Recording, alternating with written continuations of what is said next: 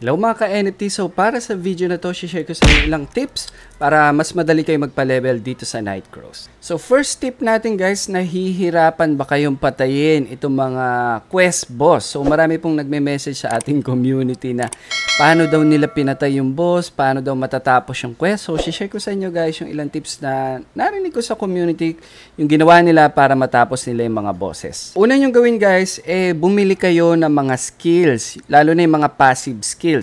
Kung kayo ay long range, so medyo mas mahirap sa inyo to. Kaya kailangan guys, mas marami kayong skills, mas makakapalag kayo do sa mga bosses.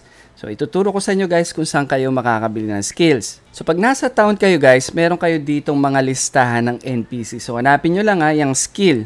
Tapos click nyo yan, and then auto na yan pupunta dyan. Ngayon, bili kayo dito guys yung mga skills ko. Ano yung kasya sa pera nyo guys? Siyempre, basahin nyo muna yung information or detail about the skill. And tingnan nyo kung makakatulong sa inyo para mas lumakas damage nyo, mas tumaas yung defense nyo, or tataas yung evasion nyo. Para pag lumaba kayo sa mga quest boss, syempre, makapalag-palag naman or makasurvive yung character nyo. Second tip natin guys, kapag nagko-quest kayo, so meron dito yung teleport icon. So click nyo yan palagi. Kasi guys, pwede nyo makita, for example, kagaya nito pag clinic ko, free lang naman yung TP niya, yung teleport. So, bakit titipirin mo pa? So, makakasave ka ng time.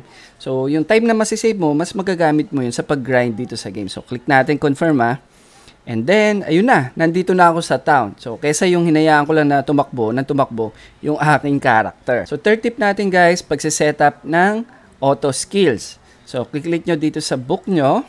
And then, kapag meron na kayong active skills guys, piliin nyo yun. So, meron sa baba, natakpan itong ating camera.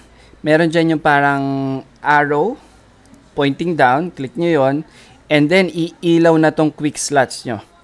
So for example, dito sa sweep, umiilaw na yung quick slots, piliin nyo kung saan dyan ilalagay ko sa number 1. Now, kapag nandyan na yan, hindi pa yan naka-auto skill. So ang gagawin nyo, kailangan nyo siyang i-drag down. So kung nasa cellphone kayo, press and hold, then i-drag down nyo. Now, ayan mapupunan nyo, mas mababa na siya compared do sa iba kong quick slot. So, ibig sabihin yan, naka-auto skills na yan. So, fourth tip natin, hindi mo alam kung saan bibili ng potion. Kung nasa town ka, dito lang yan, click mo lang yung Sunrise. So, natakpan itong ating logo.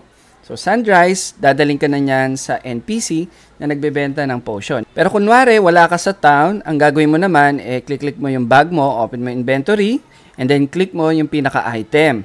So, meron dyan nakasulat na color blue. For example, dito sa potion, ayan yung merchant, click mo yan para makita mo kung saan kang mga NPCs or town pwedeng bumili. For example, click natin dito. Pag click natin yan, mag-open yung map and makikita mo na kung saan pupunta para makabili ng potion na yon. So, another tip natin guys para sa mga skills. So, magkakaroon kasi tayo ng mga skills guys na buff.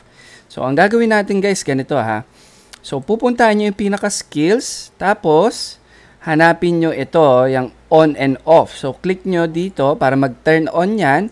And ang mangyari dyan guys, automatic na magbabuff yung character nyo once na nag-end na yung effect ng buff. So, speaking of buff, ito po another tip. So, meron naman din tayong potion buff. And ganun din guys, huwag nyo kalimutan So, piliin nyo mabuti. For example, ito.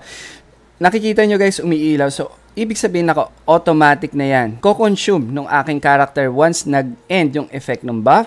Pero para turn on nyo yan, so click nyo yung pinaka-item and here naman siya guys. Dito sa baba, pwede nyong off or on yan.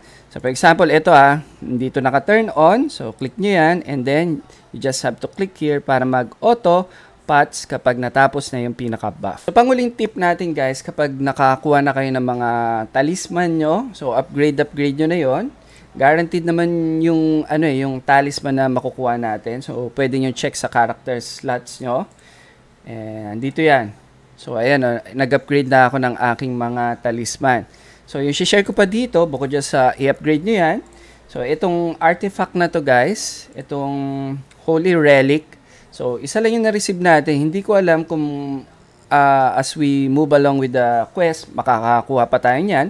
Pero let's say gusto mo mag-upgrade niyan. So pupunta ka ng town. I-click nyo dito sa may artifact na NPC. So ayan. And then makakabili ka niyan every day, may isang beses. 120.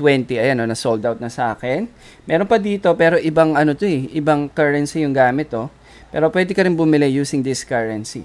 So ako dito na lang muna, iipon muna ako ng mga ilang babasagin para makapag-upgrade ako itong artifact na to. That's it guys, yan po yung mga beginner tips na natutunan ko by myself and yung iba narinig ko sa ating community.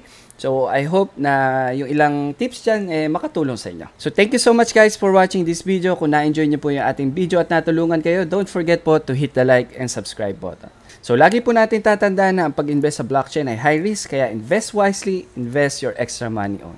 So ingat po kayo, God bless and see you next time. Bye!